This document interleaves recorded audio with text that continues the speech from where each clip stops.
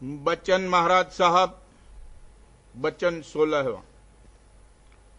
परमार्थ में दुख, तकलीफ और उल्टी सुलटी हालत का होना निहायत जरूरी है और इसमें दया है।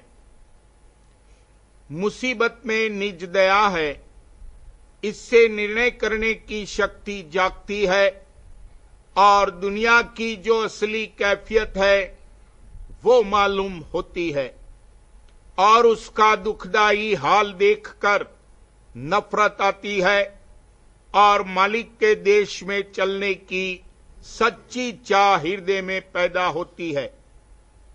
तो जिस पर मालिक दया फरमाता है उस पर उल्टी सुलटी हालत पैदा करके उसके मन को जीच बीच करता है और यहां की चीजों और भोगों से हटाता है।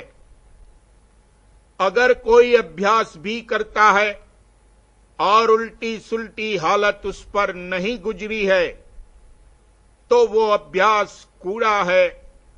उससे जो असल मतलब इसको दुनिया से नफरत पैदा कराने का है वो नहीं होता, बल्कि अभ्यास में थोड़ा बहुत रस और आनंद हासिल करके और कुछ शांति पाकर जहां का तहां रह जाता है। इससे मालूम हुआ कि दुख, मुसीबत और उल्टी सुलटी हालत का होना निहायत ही जरूरी है। जब जब मालिक दया फरमाता है तब दुख और तकलीफ देता है। इससे उसको अपने अभ्यास का नतीजा भी मालूम होता है कि किस कदर बंधन ढीले हुए हैं और आया दुख तकलीफ के वक्त मुस्तैद होता है या नहीं, इसकी परख होती है। बगैर उल्टी सुलटी हालत और दुख तकलीफ के न अभ्यास दुरुस्ती से बनेगा और न मन की घड़त और सफाई होगी। जब तक मन पर भीचा भांची नहीं होगी तब तक इसमें जो छिपी हुई मलिनता धरी हुई है वो दूर नहीं होगी। जब ये मन दुखी होगा तब संसार से उपराम होगा और मालिक के देश में चलने की सच्ची चाह पैदा होगी। इसलिए मालिक दया करके अमूमन जीवों को दुख और मुसीबत देता है और जो कि बड़भागी हैं उनको विरह तड़प देता है। पर ऐसे कोई बिरले संस्कारी होते हैं जिनको विरह की बख्शिश होती है, उनका तो गोया काम बन गया। असल में जो दुख होता है वो अक्सर मानन का है। जब इसको समझौती आ जाती है कि दुख तकलीफ में फायदा है, तब जो कुदरती चोट लगती है, मसलन तन में जिसमें कि इसका बंधन है, तो उसको बदर्जे लाचारी झेलता है और तकलीफ मानन की है। जैसे दुनिया के सामान का न होना, जिसको ये सहज में हटा सकता है, इस तरह की समझौती लेने से कि जो कुछ यहां का सामान है सब नाशमान है, सिवाय मामूली खाने पीने के और कुछ काम का नहीं है, ये समझकर जरूरत के मुआफिक कारोबार और जतन करता है और सब मौज पर छोड़ देता है।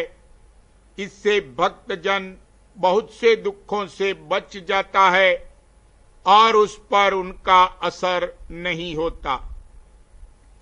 ऐसा नहीं है कि हमेशा इसको दुख और तकलीफ होती रहे और दुनिया का सामान कुछ न मिले। जो जरूरी सामान है वो तो देते हैं, मगर जो सामान के परमार्थ में हारिज है वो खोस लेते हैं या असल में नहीं देते हैं। भक्तजन कहता है, साहब ऐता मांग हूं जामे कुटुंब समाए, मैं भी भूखा ना रहूं साध न भूखा जाए। कहने का मुद्दा ये है कि जिन चीजों में इसका बंधन यानी पकड़ है, वहीं से इसको छुड़ाने के लिए राधा स्वामी दयाल दुख और तकलीफ देते हैं, सो इसी को निज दया समझना चाहिए। तजुर्बा मुकद्दम है और जो और कार्रवाई है वो लवाजमा और जतन है। अगर समझौती है और अभ्यास नहीं है, या बातचीत सुन ली है और तजुर्बा नहीं है, तो कुछ नहीं है। यानी ज़बानी कहना या बातचीत सुनकर समझौती लेना कि दुख तकलीफ में फायदा है, ये गोया ऐसा है जैसे बही में जमा खर्च का होना और हाथ में कुछ नहीं। मगर वाकई दुख तकलीफ की हालत जो इस पर गुजरे, उसको झेल कर जो तजुर्बा हासिल होवे, वो और बात है। असल फायदा तजुर्बे में है।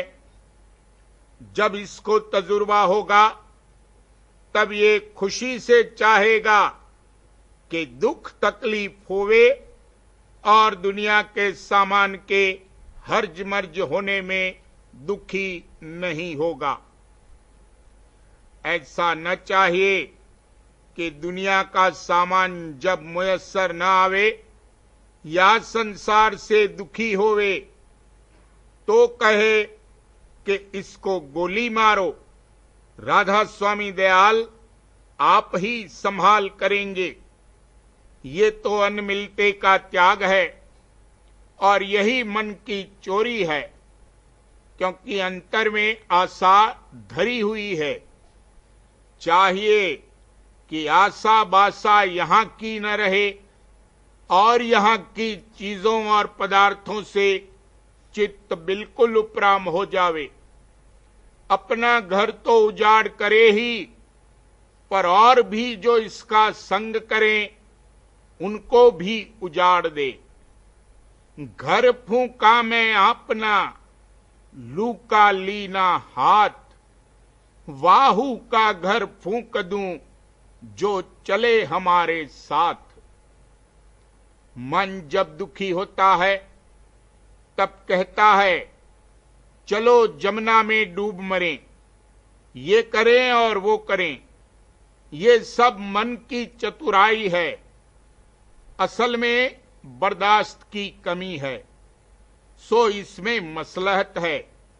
राधा स्वामी दयाल खूब जानते हैं कि कहां कहां इसके बंधन और पकड़ हैं। आहिस्ता आहिस्ता सब बंधन तोड़ते जाएंगे। जल्दी का काम नहीं है। इस मन को खिला खिला के, तरसा तरसा के धीरे धीरे मारेंगे, मगर मारेंगे जरूर। कहने का मुद्दा यह है कि दुख तकलीफ में फायदा है, इसका तजुर्बा होना ये भी अभ्यास का एक अंग और जरूरी अंग है।